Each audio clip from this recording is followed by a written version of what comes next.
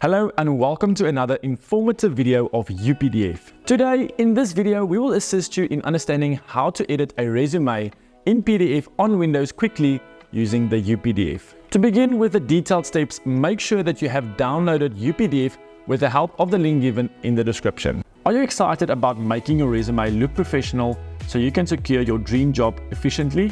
If yes, then let's dive into these detailed steps and see how you can edit a resume in PDF on Windows. Launch UPDF's latest version.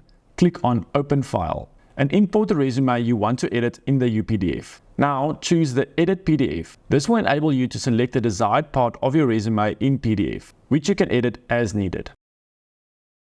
Before you leave, like the video, subscribe to the channel and press the notification button. That way you will get a notification for our future updates, and we will see you in another helpful review soon.